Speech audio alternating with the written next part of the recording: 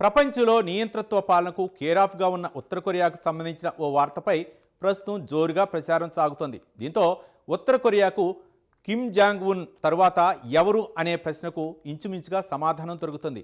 అతని తరువాత అతని కుమార్తె జుయోననా అనే పాలనా పగ్గాలు చేపట్టబోతున్నట్లు అర్థమవుతోంది. ఎందుకంటే కిమ్ జోంగ్ ఉన్ తన కుమార్తె జుయోను మరోసారి ప్రపంచానికి ప్రత్యేకంగా పరిచయం చేశారు.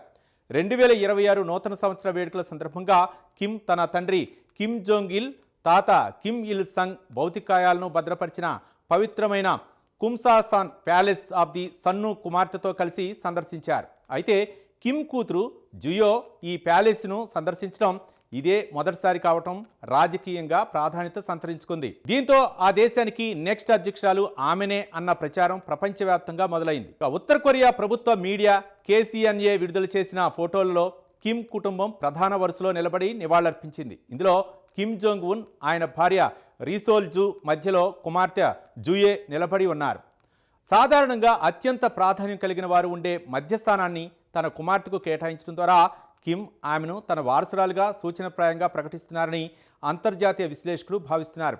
ఇదిలా ఉంటే గురువారం రాత్రి ప్యాంగ్యాంగ్లో జరిగిన నూతన సంవత్సర ప్రదర్శనలో కూడా జుయో సందడి చేసింది.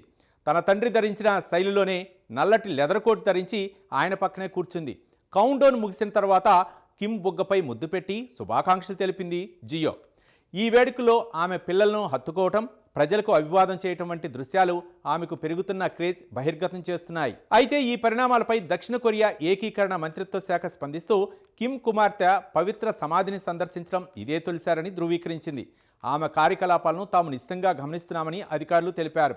2022లో మొదటిసారిగా బయటకు ప్రపంచానికి కనిపించిన జియో అప్పటి నుంచి తన తండ్రితో కలిసి మిస్సైల్ ప్రయోగాలు, సైనిక విన్యాసాలు మరియు కీలక వేడుకల్లో పాల్గొంటూనే ఉన్నారు. అయితే కిమ్కు కూతురు లేదన్న వదంతులు ఎప్పటి నుంచో ఉన్నాయి. వాటికి చెక్ పెడుతూ ఆయన మొదటిసారి 2022లో పబ్లిక్ మీటింగ్లో తన కూతురుతో కనిపించారు. ఒక ముఖ్యమైన ఖండాంతర బాలిస్టిక్ క్షిపణి ప్రయోగాన్ని పరిశీలించడానికి వచ్చినప్పుడు కిమ్ తన కూతురుతో పాటు వచ్చారు. నాన్న చేయి పట్టుకొని కిమ్ జుయో ప్రపంచాన్ని వీక్షించడం అప్పట్లో ఆసక్తిని రేపింది. అయితే ఉత్తర కొరియా వ్యవహారాలని చాలా రహస్యంగా ఉంటాయి. కిమ్ వ్యక్తిగత జీవితం కూడా రహస్యమే. ఆయన వ్యక్తిగత విషయాలు బయటికి తెలిసింది చాలా తక్కువ. కిమ్ జియో వయసు 15 నుండి 16 ఏళ్ల మధ్య ఉంటుందని వాషింగ్టన్లోని స్టిమ్సన్ సెంటర్కు చెందిన ఉత్తర కొరియా నిపుణుడు మైకేల్ మార్డెన్ అంచనా వేశారు. అయితే 4వ తరం అధికార వారసత్వం కూడా మా రక్తం నుంచే వస్తుందని చెప్పడానికే కిమ్ తన కూతురిని పబ్లిక్లోకి తీసుకువచ్చి ఉంటారని మైకేల్ మార్డెన్ అభిప్రాయపడ్డారు. ఇక 2013లో తొలిసారిగా చూయే ఉనికి బయటకు పొక్కింది.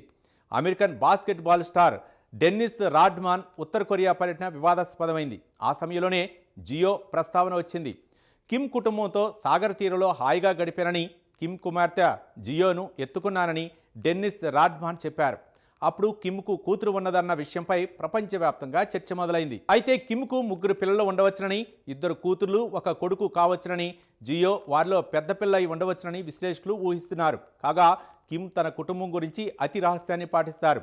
కిమ్ భార్య రిసోల్ జూ గురించి కూడా వారి వివాహమైన కొంతకాలం వరకు బయటకు తెలియలేదు. ఇక ఉత్తర కొరియా క్షిపణి పరీక్ష కన్నా కిమ్ కుమార్తె విషయమే అప్పట్లో విశ్లేషకులను ఎక్కువగా ఆకర్షించింది. ఎందుకంటే కిమ్ ఇది కుటుంబ వారసత్వం. అంటే కిమ్ పిల్లల్లో ఒకరు సింహాసనాన్ని అధిష్ఠించవచ్చు. మరోవైపు 41 ఏళ్ల అధినేత కిమ్ ఆరోగ్యం గురించి ఎప్పుడూ ఏవో ఒక ఊహాగానాలు వినిపిస్తూనే ఉంటాయి. దీంతో ఎప్పటి నుంచే కిమ్ తన వారసురాల్ని సిద్ధం చేస్తున్నట్లుగా అంతర్జాతీయ విశ్లేషకులు భావిస్తున్నారు. ఈ నేపథ్యంలో కిమ్ అడుగుజాడల్లోనే తరువాత తరాలు నడుస్తాయన్నది కూడా చర్చనీయాంశంగా మారింది.